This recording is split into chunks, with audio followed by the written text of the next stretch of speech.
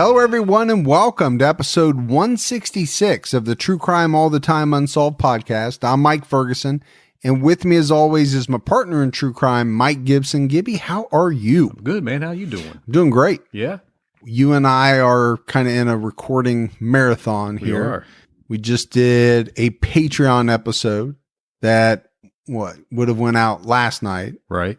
On Cordell Farrington out of the Bahamas. First time we've gone to the Bahamas. Yeah, it was a good one. We've got a brand new TCAT out right now on Peter Curtin. Ooh, man. The Vampire of Dusseldorf. He's brutal, man. Brutal. So we went to Germany. Gibby put on his lederhosen and still got him on. We did the episode. They're still on. Yeah, and it's really perplexing me. I'll put it that way. Once I changed, I had to just leave them on. So we continue to have an amazing amount of Patreon support, Gibbs. It's great. We can't be thankful any more than we are. So let's give some shout outs. We had Brandon Burnley. Hey, Brandon. Kimberly Carroll. Hey, Kimberly. Rachel Call. What's going on, Rachel? Philippa K10. Ooh, Philippa. Kim Eldridge. Hey, Kim. Macy Triano. Faith Mitchell. Hey, Faith. Rachel Johnstone. Hey, what's going on, Johnstone? Alice Baird. Hey, Alice. Jill Hollingsworth. What's going on, Hollingsworth? Karen Mary. Hey, Karen. Kelsey Lewis. What's going on, Kelsey? Brennan Bowen. Hey, thanks, Brennan. Linnea Missakite. That's what I'm going with. Missakite. Yeah. You think if you just say it very quickly, that you'll be more accurate. And you could be right. Right. Unless they want to slow it down like this. Jennifer Webster. Hey, Jennifer. James Price. What's going on, James? Christy Hill. Hey, thanks, Christy. Chase Logsden. What's going on, Logsden? Megan Mahar. Hey, Megan. Vanjie Panagada. No. It's Greek. I got it, man. It's Panagotopoulos. I know I jacked it up. I was going to correct it, but we'll just go with yours. She'll know what we mean. We had Morgan Phoebe. Hey, all the way from Tasmania. And last but not least, Chris Oakes. Probably from like the Oakley glasses fame and fortune right there. Dude, you had 13 P's in that name. Yeah, probably did. And then if we go back into the vault, Gibbs. Yeah. This week, we selected Katie Burgee. What's going on, Burgee? Been with us a long time. We appreciate it very much. We do. The new support, the long-term support. We had some great PayPal donations as well. We had Rosemary Overell. Hey, Rosemary. Joanne Rossiter. What's going on, Joanne? Kathy Snyder. Hey, thanks, Kathy. Mary Ashley. Hey, Mary. And Kimberly Sharon-Geibel. Sharon-Geibel. There was no N in there. Why'd you put an N in the beginning? That's what you do in names like that. That's what you do. You just put extra consonants. Yeah, listen to you. In places that they don't belong. Yeah. All right, buddy. Are you ready to get into this episode of True Crime All the Time Unsolved? Yeah, let's do it. We're talking about the 1981 unsolved murder of Rhonda Hinson in North Carolina. It was on Tuesday, December 22nd, 1981, at her home in Valdez, North Carolina, that Rhonda Hinson, who had just turned 19 years old on the 13th, had a work Christmas party to attend later that evening. Rhonda's mother, Judy, even went shopping that day and picked up a cute skirt and sweater for Rhonda to wear that night. Moms will do that. Yeah, good moms will do that. Yeah. For sure. My wife goes a little overboard with that, and I hope she's listening. So you're like, can you just cool it with getting all the cute outfits for the girls? Hey, when you know the Amazon driver by name, yeah, that means you're ordering too much stuff. Well, listen, you got to back it down. She knows the driver by first names, the Amazon. No, I do, because I'm the one that gets the packages. I'll say she just does the ordering. You know the DoorDash guy's name. I do. I do, and my waistline can attest to that.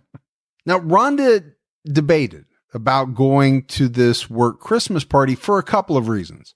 First, because her longtime high school boyfriend, Greg, was home from college for the winter break, and he didn't want her to go to the party.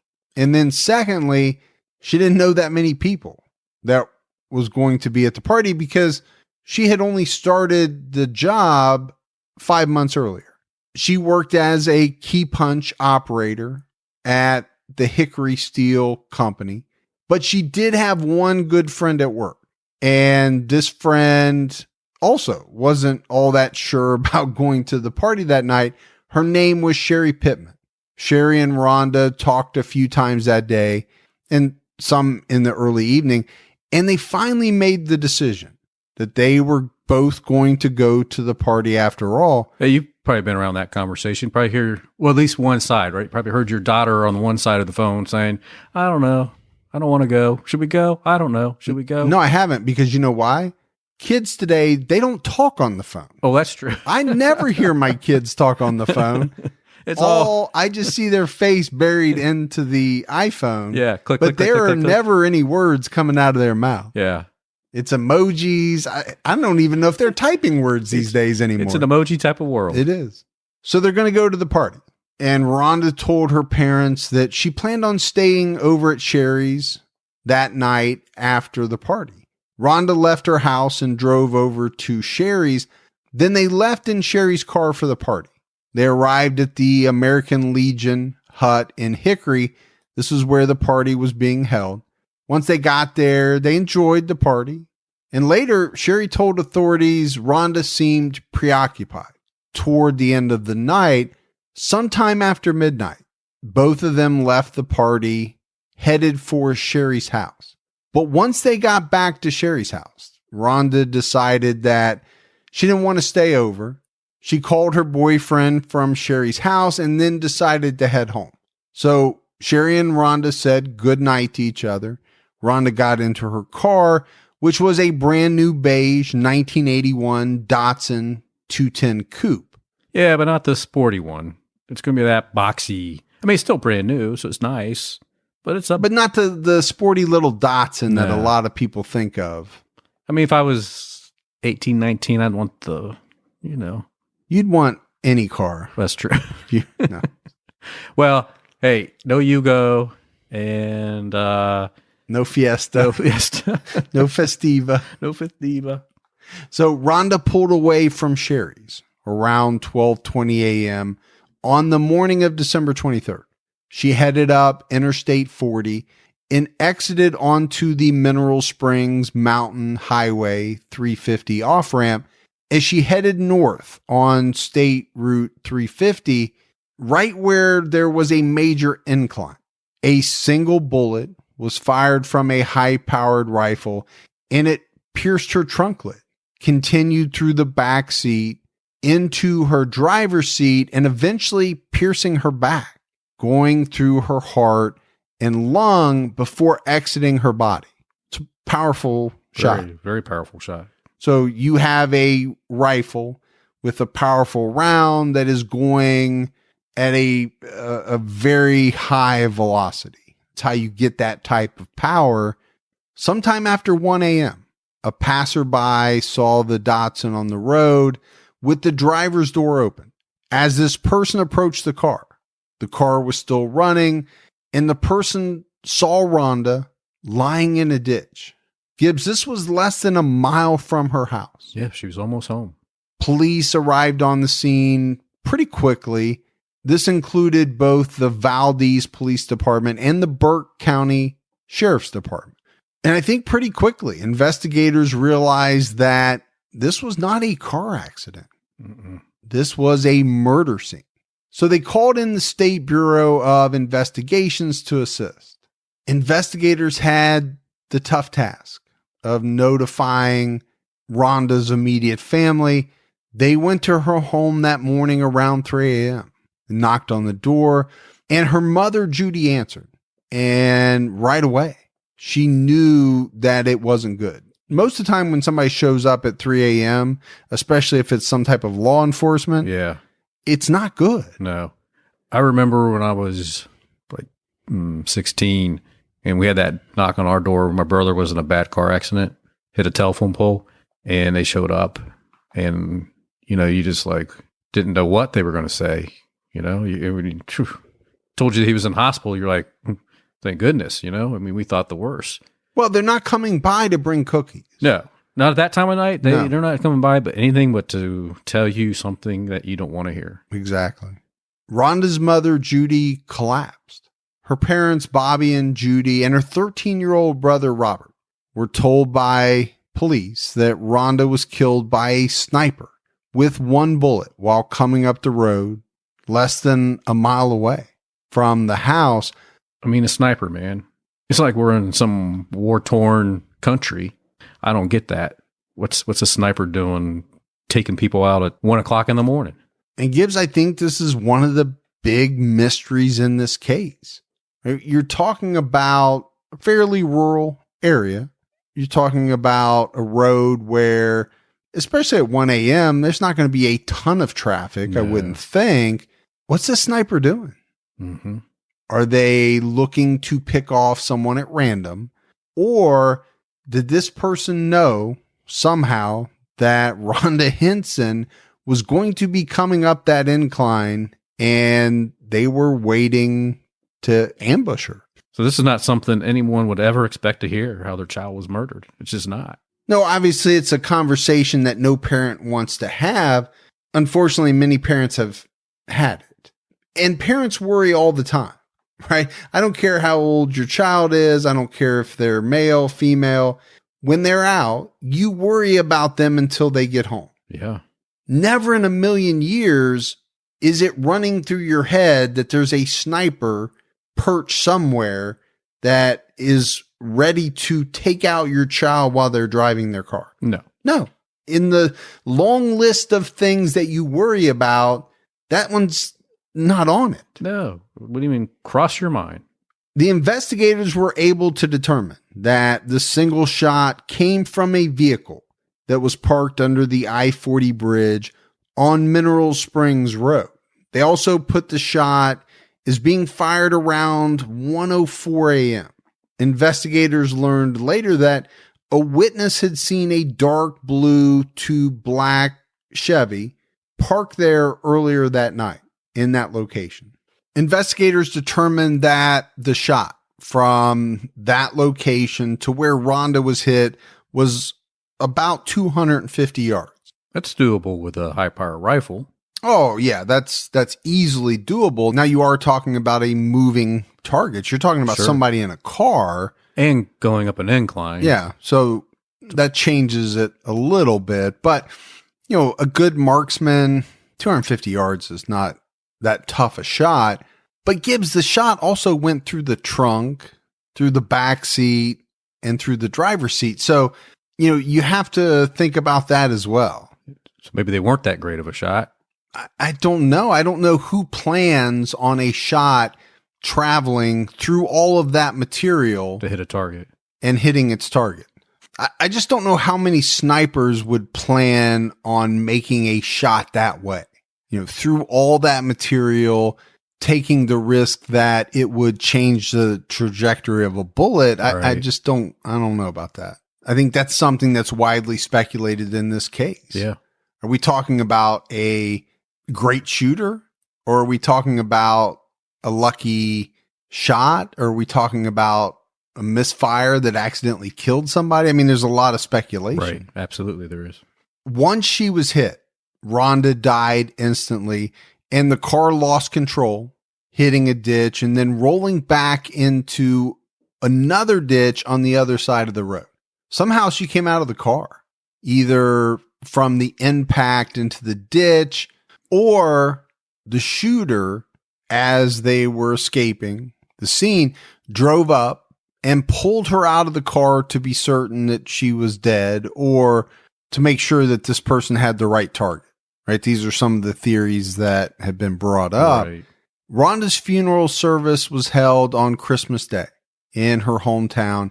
She was buried at Burke Memorial Park. Very tough day for all of her friends and family, but especially her mother, Judy.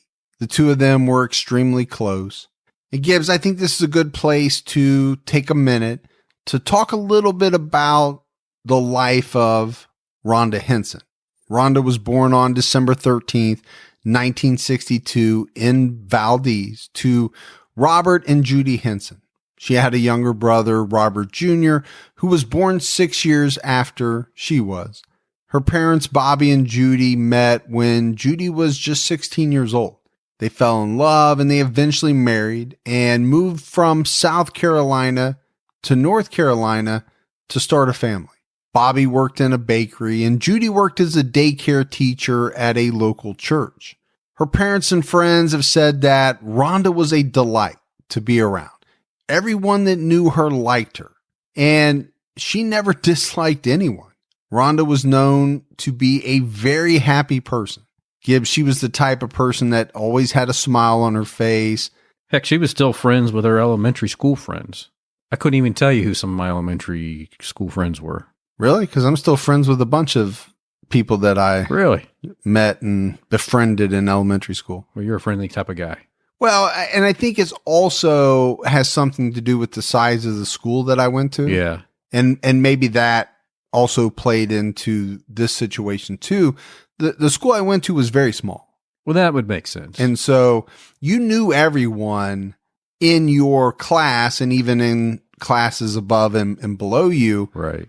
It's not like the school that my daughter just graduated from. I mean, they had 400 or 500 people in her graduating class. She didn't know a bunch of them. That's how mine was. Yeah. Yeah. See, mine was totally different. I think we had maybe 100 and some. Oh yeah. Yeah. So you knew pretty much everyone. Yeah. It was said that Rhonda was always trying to please the people in her life. Just like me. Yeah. You're a people pleaser. I am.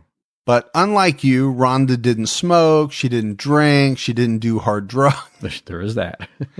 No, she didn't do any drugs, but Gibby doesn't either. In high school, Rhonda had been an outstanding tennis player. And I mean, she was good enough that she won some championships for East Burke County High School. But not only was she good at tennis, she was also a star basketball player and was pretty good at track as well. So sounds like she was a pretty good all-around athlete. Unlike myself. Unlike you and I. Yeah, that's true. I was good at some very specific sports, and I think you were too. But mine wasn't commissioned by the state of athletics for school. Well, yours might have been. Built around some type of hand-to-hand combat. Yeah. Now, I was specialized in a couple of sports. I wasn't what you would call an all-around athlete. I remember people like that in school, though. Yeah. I mean, it didn't matter what they did. Number one, they were fast. They could jump high. So they could, track, basketball, baseball, football. It didn't matter. They were just superior athletes. And that was going to translate into whatever they did. And then on field day, they kick your ass too. Well, yeah, field day, you really? didn't want to go up against them. That's who I have to go up against in the double potato sack race? Great. Outside of sports, Rhonda had a love for music. She played the clarinet in the high school band. So you do have something in common with her. Oh, sure. I played the clarinet myself. Really, when you boil it down, Rhonda was an outgoing and attractive young woman. She really did have a lot of things going for her, and she loved life. During her last 2 years in high school, she started to date her boyfriend that she had at the time of her death, Greg. Greg was the son of a reverend from a local church. The State Bureau of Investigations and the Burke County Sheriff, they started looking into this case by interviewing people Rhonda went to school with, people she worked with, friends, family, and her boyfriend. Judy told investigators that over the last few weeks, Rhonda had been acting strangely. It was like she wasn't her normal, happy, chipper self. And moms know. Oh, moms know that for sure. Yeah. And actually, dads know that too, because I can tell when my daughters are in a funk, when something's wrong. Maybe it's because they're my children. They don't hide it very well, and I don't either. Right. When I'm not happy, I'm not great at putting on the happy face. No, I can tell when you're not happy. Yeah. Well, you can because I tell you, Gib, I'm not happy. I'm not happy. I'm like, okay, sorry. I'm sure it's related to me.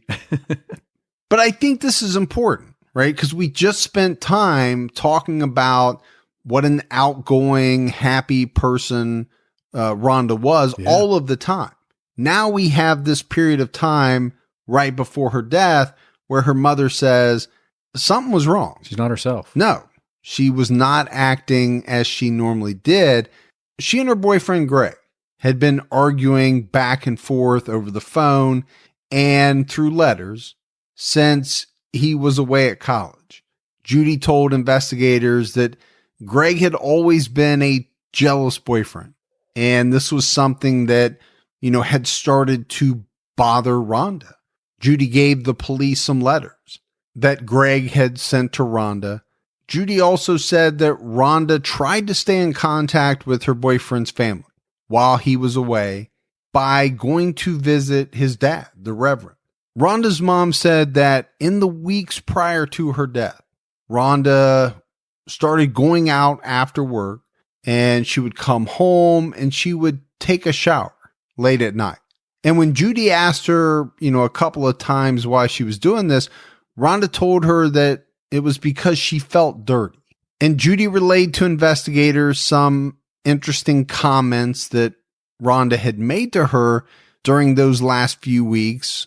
Things like, was it okay to date and be with a married man? What about an older man? These are questions that Rhonda's posing to her mother, and her mother saying, no, that's not okay. You shouldn't do that. It's never okay to be with a married man. So, those are strange coming from Rhonda and what we know about her. Sure. And obviously Judy thought they were very strange because she pointed these out and told investigators about them. Yeah, they were extremely close. Like you said, as a parent, your kid, but I think a mom knows her daughter really well. And when you look at those last questions, right? Rhonda has a boyfriend she's had for a few years. Those questions then become even more strange. Is it okay to do this? Is it okay to do that? Married man, older man. Well, why would you be asking about any man if you're happy in your relationship with your current boyfriend? And what makes you feel dirty that you're coming home to take a shower? Yeah, that one's got my interest piqued as well. Investigators talked to the boyfriend, Greg, who remembered telling Rhonda to call him as soon as she got back to Sherry's house so that he would know when she was leaving. And she did call him just before 12:30 a.m. When they spoke on the phone, she told him that she had an okay time, but she was tired and headed home. Greg asked Rhonda to call him once she got home, which he figured would be around 1 a.m. if she left right after they hung up. So I think from Greg, you can look at it a couple of different ways. Yeah. Number one, he's a caring boyfriend and he wants to make sure that she gets home okay because he's worried about her. Or maybe a little controlling. Untrusting, wants to know where she's at all times, right? You can look at those type of comments a couple of different ways. Yeah. We already know from Rhonda's mother that he's the jealous type. So I guess you're right. You can take it as he's concerned, but I think you can also take it that he's saying, hey, you should be leaving at 12:30. You better be home by 1. If you're not, I need to know where you stopped off and who you saw. Well, that would be the jealous part. Yeah. And the untrusting side of it. Investigators re-interviewed some of the witnesses that they had previously talked to, but they also found 2 new witnesses. One of these new witnesses stated that he saw a black car parked under the bridge and thought it was either a Trans Am or a Firebird. He also said he saw 2 white men inside the car. And then another new witness that investigators found said that they drove by Rhonda's car after it hit the ditch and they saw a white male standing over her door with her inside slumped over the dash. I mean, this person, when they drove by, they thought it was some type of drunk driving accident and they didn't stop. But they were able to tell investigators that they recalled seeing another vehicle that must have belonged to the man standing over Rhonda's car. And they remembered it as being a darker color, like a dark blue or maybe even black. So it seems like we have that general consensus that the car's either blue or black. Dark in color. Yeah. Dark blue, black, something like that. Now, it's 1981. But even so, investigators were able to lift DNA off of Rhonda's sweater, investigators theorized that if this man that the witness saw at the scene of the crash pulled Rhonda out of her car, then the DNA could have possibly been from him because they pulled the DNA from the armpits of her sweater. I get that. Yeah, if you're going to lift somebody out of a car, you might do it by putting your hands under their armpits and lifting them out that way. Yeah, it makes sense. Investigators continued to follow every lead. And then on January 22nd, 1982, in an attempt to boost additional leads, investigators put out a reward of $6,300 for any information leading to the arrest and conviction of the sniper. Now, this reward grew over time. It grew to $13,000, then to $18,000, and eventually to $20,000. And that's where it sits today. I always find it interesting what these rewards are, these dollar amounts. You know, how they vary so much from different areas of the country to different crimes to even the time, right? I mean, we've seen back in the day where I think we just did a case not too long ago, back in the same time frame, it was 40,000. But we've seen it current date where it's 5,000. Yeah, I mean, I think it varies by, location. It also varies by who's putting up the reward. Sure, yeah. Is it the local municipality that's putting it out? Right. Or do you have somebody in the community, wealthy, who steps in and says, hey, I want to help out. They put up $100,000. Yeah. We've seen that. So, Yeah. I think that plays a big factor. Yeah. In the 30 days after Rhonda was murdered, her mother, Judy, became extremely distraught.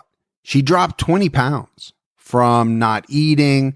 She wasn't sleeping.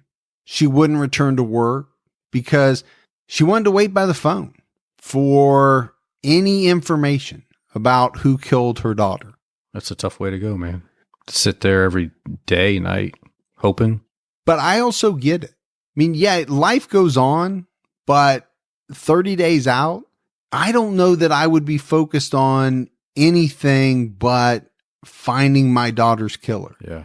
And my family, right? Because I still have a family, but work, that type of stuff, I don't know, man. I think I'm putting all my energy into trying to figure out what happened to my daughter. So from that respect, I get it. Yeah. And Bobby and Robert Jr. had a very tough time as well. They had to be put on a medication. They started regularly seeing a psychiatrist. No doubt, Gibbs, Rhonda's murder took an incredible toll on her entire family. The family did interviews any chance they got in an effort to keep the spotlight on this investigation. They didn't want the public or investigators to forget about Rhonda's death. But at the same time, it was tearing Judy apart. At one point, Judy told the press she felt her daughter was killed because she was just too good for this world. Yeah.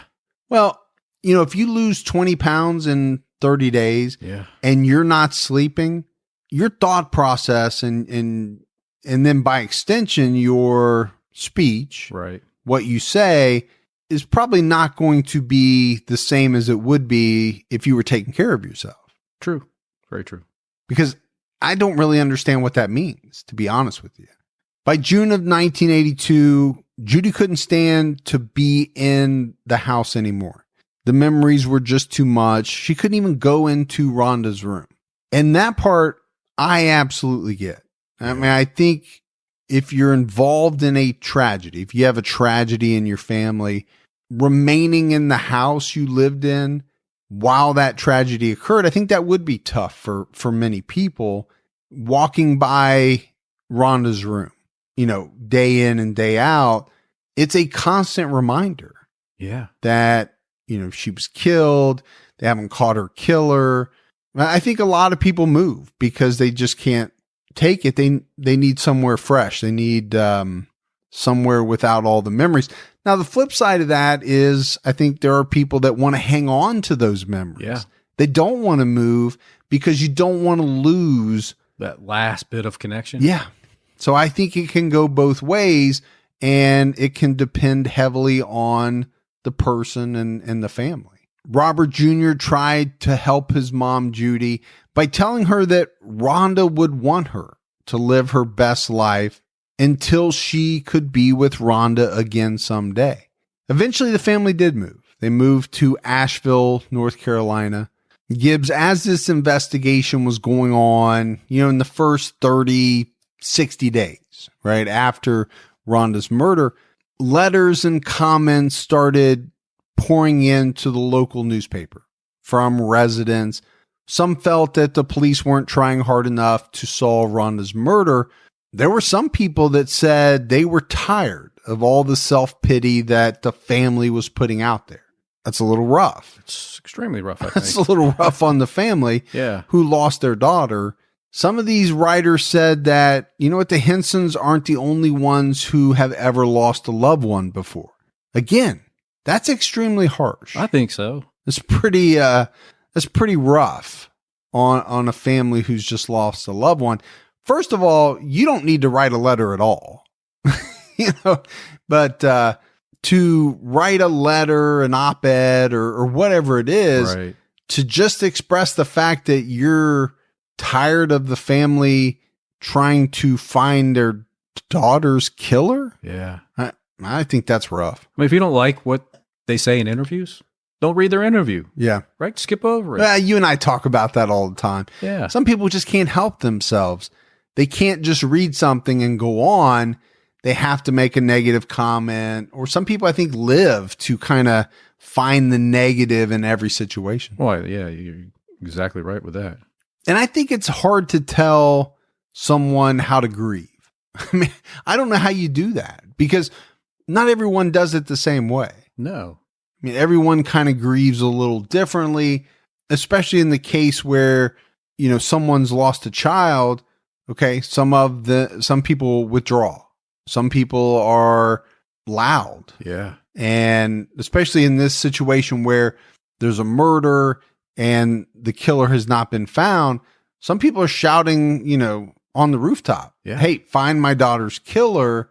I just don't know how you can tell someone how to grieve. I just don't get it. I think it's also pretty ballsy to tell someone, hey, get over it.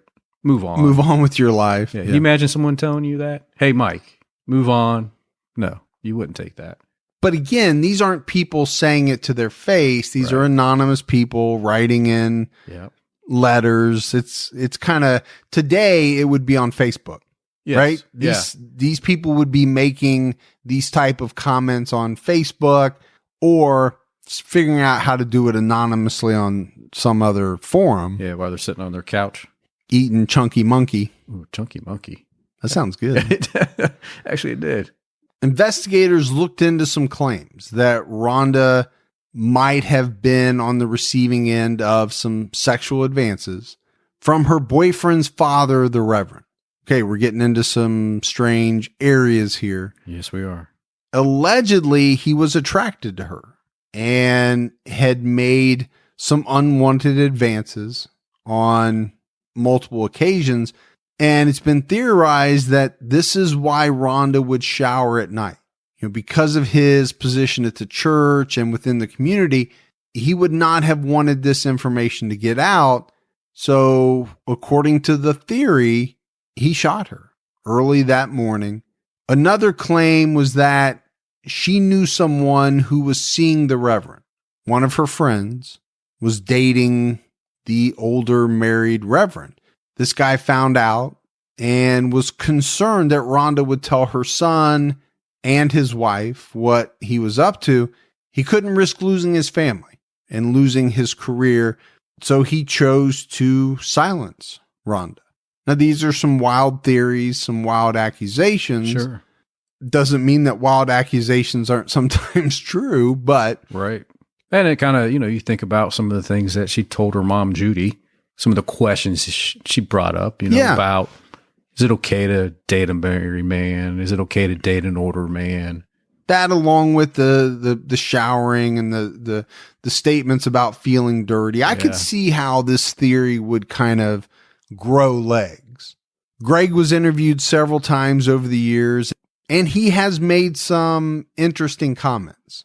During one interview, like we mentioned, he told police that Rhonda was to call him as soon as she got to Sherry's, which was just before 12:30 a.m. And then the thought was that Rhonda would leave right after the call to head home. Investigators at that time said to Greg, well, you would be aware that she would be coming up to her house right around 1 a.m. if you wanted to sit under a bridge and wait. But in a separate interview later on, Greg said he thought the 12:30 call he received was Rhonda saying that she just returned home and that after the call, he went back to bed. When investigators interviewed Greg's father, the Reverend, he told them that while his son Greg was at college, that he would see Rhonda from time to time just to see how she was doing. Nothing more than that. One really strange thing that came out during this interview was that the Reverend told investigators he retraced Rhonda's drive home that morning after she was killed. This was sometime around 2:30 to 3 a.m. That actual morning, he decided to retrace her drive, which was strange to me. Yeah, no, I think investigators thought it was a little strange. So he said he went to Sherry's house and then he drove towards Rhonda's house from there. He told investigators the whole route that he took. Investigators asked him how he knew where Sherry lived. And he said that he had to pick up Rhonda one time from there, sometime during the fall. Investigators later followed up with Sherry, who said he never came to her home. Anytime Rhonda was at her house, it was after work, with the exception of one time in the fall when she drove up on a Saturday, and of course the night of the holiday party. But she always had her own vehicle there. She never needed to be picked up. She had that brand new 81 Datsun. So how did he know where Sherry lived? Yeah, Sherry said she never called anyone for a ride home. I think investigators were suspicious. They had to have had suspicions, Gibbs, related to both Greg and his father. Sure. But they didn't have any evidence tying them to Rhonda's murder. Investigators looked into some other theories as well. One of those was that the wife of a man that Rhonda was seeing hired a hitman to kill her. And then another theory that's kind of cropped up over the years was that a hitman was hired to kill Rhonda Hinson, but he killed the wrong Rhonda Hinson. That would be like Hitman 101. Make sure you get the right victim. It was supposed to be Rhonda Hinson from Stallings, North Carolina, who was married to a man named Michael Sackett. Now, granted, Gibbs, these are all just theories. Yeah. This one's got a couple of big holes. Well, I guess they all do, because, you know, the first one that we mentioned, there's no evidence that Rhonda was seeing another man. Now, you do have the strange questions that she asked her mother, but as far as I know, investigators never found any evidence that she was seeing a married man at all. Nope. And then when you talk about this second theory, okay, there was another Rhonda Hinson in North Carolina. Yeah. There happens to be two other Mike Fergusons that go to the same place where I get my hair cut. I have no idea how that is possible in a town as small as I live in. And I know there's like 3 Mike Gibsons within 10 miles of me. Right. So, and my name is not all that common. It's not like my name is John Smith. Right. So when you look at it, that theory seems unlikely. Valdez is 70 miles northwest of Charlotte. Stallings is 50 miles southeast of Charlotte. So totally polar opposites, right? Yeah, opposite directions. And I think what bothers me is there's nothing in the theory that suggests why this Rhonda Hinson would need to be murdered by a hitman. Just she has a familiar name. Right. Okay, so you know. Nobody who has offered up this theory has backed it up with, okay, here's why we think a hitman would have been ordered. Yeah. That would be helpful. It's just like you said. There just happened to be another Rhonda Hinson, so the theory was born. That's kind of the way I see it. Exactly. And then the last theory is that this was all just a tragic accident. Possibly a hunter out, in the very early morning, or someone nearby was shooting their rifle and one of the shots hit Rhonda's car and killed her by accident. Yeah. Now, in that theory, you have the shooter panicking, driving to see if she was okay, realized that she was dead, and pulled her free. But they decided not to come forward because they didn't want to go to jail for manslaughter or whatever it would have been. So they remained silent, putting her family and friends through, a lot of grief. Again, that's another theory, but I actually can see that one. Yeah. Because again, I go back to the shot. I keep going back to the shot.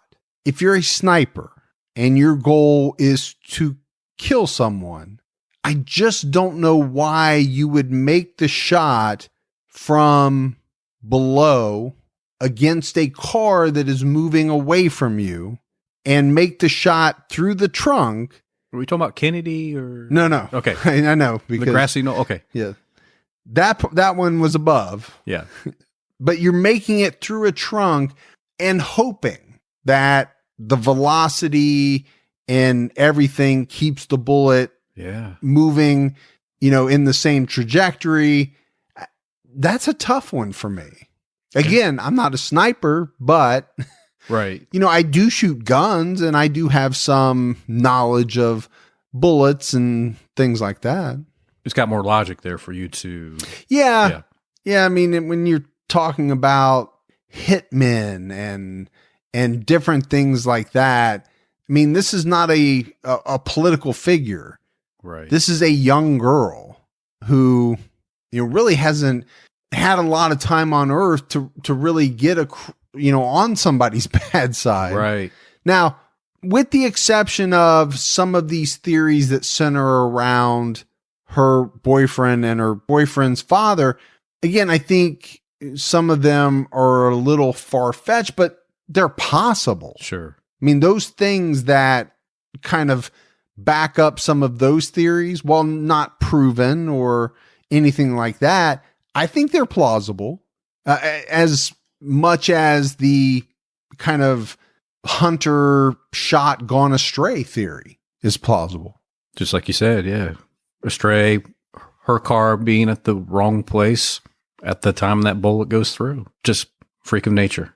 Well, I will say this, depending on what type of rifle it was, what type of bullet it was, those can travel over a very long distance, well over 250 yards. Yeah. So you could have somebody shooting from much further away who didn't intend to hit that car at all, but the shot, got away from them. It went somewhere or just overshot the target and accidentally hit the car. That's why cases like these are, to me, fascinating. Yeah. While at the same time tragic, because there are a bunch of different theories and people can make the argument that some are more plausible than others, but nobody knows. That's it. Because it's unsolved. None of it's been proven. So it's kind of hard at this point to rule out anything. Yeah. No one's come forward and said, hey, I was the guy that shot that gun. Wasn't meant to happen. I'm sorry. I should have said something earlier. And you can make the argument that, well, that person would have come forward. Yeah. Because they didn't mean to do it. Well, they also could have been facing however many years in jail for manslaughter and decided, I don't want to do that. Yeah. And if I don't say anything, nobody's ever going to know it's me. Over the years, investigators have interviewed hundreds of people, taken in thousands of leads regarding Rhonda's case. Her case file contains several thousand documents. Over the years, investigators have had several persons of interest take polygraphs, but they've never released the names of these individuals nor have they released the results of the tests. And even if they did, what's it going to tell us, right? Because we can't really put much weight behind that anyway. Unsolved Mysteries did air an episode on Rhonda's unsolved murder sometime in 1989. Some new leads were generated as a result of the show, but they never went anywhere, which I think gives, it's always good and bad, right?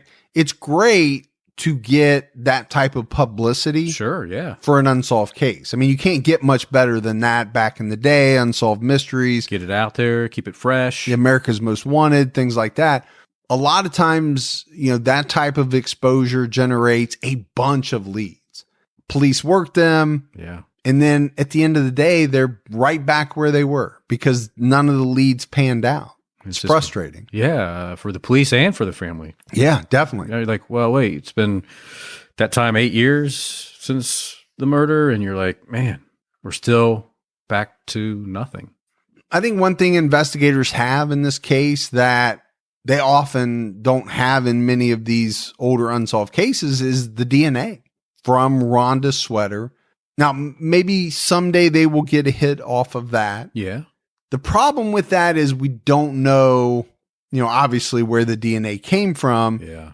And there's no way to know if it's for sure from her killer. They could get a match and it could turn out to be, who knows, somebody at the party or somebody at the clothing store where the mom picked it up that folded the sweater. We have no idea. Yeah. One thing I did find interesting, obviously they have some evidence that relates to Rhonda's case, but there's one thing that they don't have. Somehow somebody lost the trunk lid with the bullet hole in it. I mean, this is the place where the bullet initially entered the car. All right, I don't know how important that is, but I'm always fascinated how evidence gets lost because it seems to happen quite a bit. Yeah, it really does, doesn't it? We do a lot of cases where evidence and we're not talking about, like something the size of an eraser. This is a trunk lid. Yeah. How do you lose a trunk lid? Hey, John, we want to take this trunk lid with us? Nah, just leave it here. Take it to the scrapyard. So I don't know, Gibbs. I mean, I think at this point, the biggest hope is getting a hit on the DNA because, this case is going on 40 years old. Yeah. So I hate to say it this way because it always sounds morbid, but key players in a case this old start to die. Yeah. It's just a fact. It happens. And so, the older you get, the less chance you have of maybe that one person that has the key information coming forward because they can't because they've died. That's right. They're no longer here. They can't speak about it. So it starts to take some of those deathbed confessions out of play, but it's still possible. Again, I think that's always possible, a deathbed confession, something that somebody never wanted to see the light of day, but they don't want to take it with them. Right. When they're, about ready to die. If you have any information about the Rhonda Hinson case, please contact the Burke County Sheriff's Office at 828-438-5506. So that's it, Gibbs. That's it for the unsolved murder of Rhonda Hinson. Yeah. There's a lot of fascinating aspects of this case. I say that even though obviously it's very tragic that she lost her life, I think the pursuit of her killer and, some of the possible theories and the sightings and the witness statements, it makes for some very interesting stuff. Yeah. Yeah, I agree. I think it's, what could it have been? Could it have been this? Could it have been that? And I think you could talk yourself into either way. Right. Who's the mysterious person or persons in the Firebird or Trans Am who owned a Firebird or Trans Am? And I think the one thing when you look at this case, there's obviously some information I think that police or investigators have that they've never released to the public. And that holds true in a lot of these unsolved cases. Right. You'd love to know that information. Sure. Not that it would help you or I solve the case, but it would be even more interesting. And it's probably the most interesting information. Yeah. And that's why they're holding it back in case they ever do have a a real viable suspect. But we've got some voicemails. You want to check those out? Let's hear those. Hi, this is Holly, and I'm in Los Angeles, California, and I am a United States Postal Service employee. And I have to tell you that I love you guys so much. You make my day go by faster, especially under the conditions that we're working right now. It just brightens my day. And I love your podcast. I tell all my friends at work about you guys. So we're doing okay. We're busy. We're healthy. And I love you guys. So thanks for what you do. Keep your own time ticking. Bye. You're out there delivering all those stimulus checks. Man, we love you too. Yeah. Now, I'll say this, Gibbs. When I was delivering mail many moons ago, Yeah. I wish so much there had been podcasts. Oh, that'd been nice, wouldn't it? Yeah, that would have made the day go by so much quicker. And I did listen to music, but I can just imagine myself out all day, 8-9 hours a day, Yeah. nothing but podcasts. Same with me, my UPS truck, as I pass you as you were walking Exactly. with my air blowing on me. And you were making like 20 times more than money. what I made. For me, it was a summer job from when I was Yeah. home from college. But again, I think I've said it before. One of my favorite jobs I've ever had. Yeah. I loved it, man. Yeah. Get up early, get in there, sort your mail, get in your truck, and you're just gone. Get out there and hike it. Nobody's looking over your shoulder. You don't have to talk to anybody if you don't want to. You're your own man. Say hi to, Yeah. a few people. Hey, it's Tabitha from Somerset, Kentucky on beautiful Lake Cumberland. And I just wondered why Ohio people come down here to go to the lake. Wonder if you could help me out with that. Bye. Hey, so listen, I grew up on Lake Cumberland. Mm-hmm. We had a houseboat there on Leeds Ford's Marina. And that's because there's no lakes up here to go on. So we go to Lake Cumberland or we go down to Norris Lake in Tennessee. Yeah, that's what I was going to say. My family actually owned a place on Norris, so I spent a good deal of time there. We have lakes in Ohio, but we don't have anything like Norris or Cumberland. No. I mean, especially in, where we are in Southern Ohio, we just don't, those are massive lakes, and we have nothing like that. And we're not going to drive up to, Lake Michigan and things like that. Lake St. Mary's and those are shallow lakes. We like Somerset. That Lake Cumberland there is pretty nice. I like it. it's picturesque. It is. Yeah. Let's put it that way. Yeah. But Norris Lake's beautiful, man. It is. Yeah. Those are different. They're different types of lakes than what we have from here up north. Hi, Mike and Gibby. This is Gina from Boston, Mass. I just wanted to call. I just became a Patreon donor, so I'm mega excited. I've listened to you guys for like the past 2 years. You're the only podcast I listen to. I love true crime and Unsolved. I wanted to call and suggest a case from this young girl from Boston, Mass. She is a college student, and in like 2004, she went missing without a trace. They have no idea where she is or who was involved. It's a really super interesting case, and it's really crazy and airy, and like personally I think, since I've done this case like a million times on tons of true crime story shows and stuff, I think it was like a police officer that first came on the scene. But you guys should look it up and draw your own conclusions. It's really, really crazy. Anyway, have a great day, stay safe, and keep your own time ticking. So not only is this case unsolved, but she didn't tell us the name of the victim, so it adds kind of an extra level of mystery. Gibbs, you're going to have to figure that out. I know, but she's great. She's reached out to us on social media before, so and she'll reach out after I just said that and say, "Here's the name." She plays the podcast at her bar over the speaker during the day when she works sometimes. Sweet, yeah, love it. Yeah. Hey guys, this is Cindy Rose from Amarillo, Texas, and I just want to say that I love your podcast, and I kind of listen to it on fast speed, so it's really kind of weird listening to you on hearing your voice on regular speed. But I wanted to say that with this whole business, everybody saying stay safe, I just think stay safe, and I finish it off and keep your own time a ticking. So you guys have a great day, and I'm Team Mikey. Thanks. So she likes to hear our voice when we're slow, or what you want us to hear is when we're really fast, we talk really fast like this, or whatever. You know, a lot of people actually play their podcasts on a faster speed. Yeah.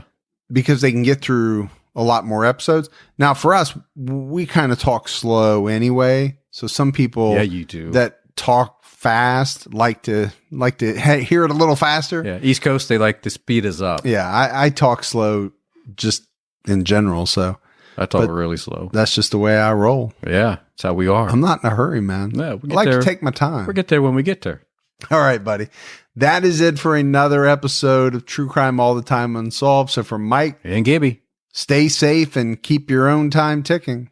And I'll tell you, Gibbs, that saying has never been more apt. that's a perfect saying. You should get that tattooed on you. I'll think about it. Yeah.